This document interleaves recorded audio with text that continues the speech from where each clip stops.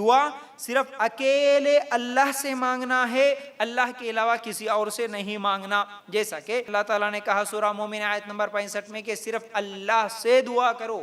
اللہ سے مانگو، صرف مجھ سے مانگو بول رہے اللہ تعالیٰ۔ اب یہ آیت جو سورہ نحل آیت نمبر 20 اور 21 میں، اس میں اللہ تعالیٰ فرماتا ہے کہ تم اگر اللہ کو چھوڑ کر جس کو پکارتے ہو، جس سے مانگتے ہو، جس کے سامنے بھی جا کے دعا کرتے ہو، مدد مانگتے ہو، وہ کون ہے؟ وہ کسی چیز کو بھی پیدا نہیں کر سکتے، بلکہ وہ خود پیدا کیے گئے ہیں،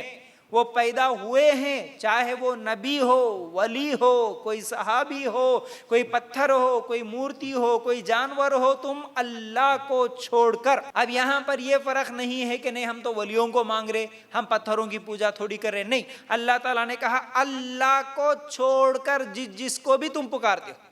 اب اللہ کو چھوڑ کر میں اب سب آ گئے، تم جس کو بھی پکارتے، ایک اللہ ہے، اسی سے مانگنا ہے، اس کو چھوڑ کر اب تم کس سے بھی پکار رہے، ولی کو پکار رہے، پیر کو پکار رہے، مردے کو پکار رہے، درگاہ کو پکار رہے، جانور کو پکارے، پتلے کو پکارے، پتھر کو پکارے، مورتی کو پکارے، تم جس کو بھی پکارے، جس سے بھی مدد مانگ رہے، چاہے مردوں سے مانگ رہے، تو اللہ تعالیٰ یہاں پر فرماتا ہے تم جس کو بھی پکار رہے ہو وہ سب پیدا کیے گئے ہیں، وہ کسی چیز کو پیدا نہیں کرے، تو تم جو پیدا ہوا وہ معبود کیسے ہو سکتا؟ تم اس سے کیوں مانگ رہے ہو؟ اور پھر اس کے بعد اللہ تعالیٰ کہتا ہے وہ تو مردے ہے۔ بات کلیئر ہے یہاں پر۔ جو لوگ یہ سمجھتے ہیں نہیں بھائی یہ آیت تو مورتیوں کے لیے ہے، مشرکوں کے لیے ہے، ہمارے لیے نہیں، اللہ تعالیٰ فرماتا ہے وہ تو مردے ہے۔ اب ولی بھی مردہ ہے، وہ بھی مر چکا ہے، خبر میں وہ مردہ ہے، مر چکا ہے، اسی لیے تو خبر میں ہے۔ اللہ تعالیٰ فرماتا ہے کہ وہ مردے ہے، وہ تو زندہ بھی نہیں ہے، اور انہیں یہ بھی شعور نہیں کہ وہ کب اٹھائے جائیں گے،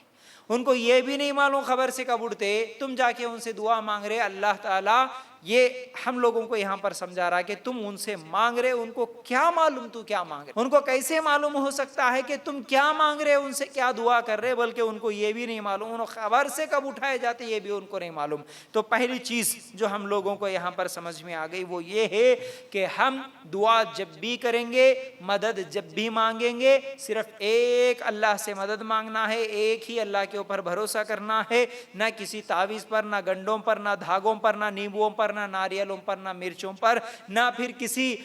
تصویروں پر، نہ کوئی نقشوں پر، نہ کسی بھی مردہ چیزوں پر، کسی سے، جیسا کہ آج بہت سارے سیپیوں پر، کاؤڈیوں پر، نیمبو، ناریل، کالی مرچ، بھیلا میں کیا کیا چیزیں ہیں جس کے اوپر آج بھروسہ کر رہے۔ اللہ کے لیے غور کرنا، اللہ تعالیٰ واضح کر دیا کہ ایک اللہ سے مانگو، اسی ایک اللہ کے اوپر بھروسہ کرو، یہ پہلی چیز ہے دعا میں۔ اور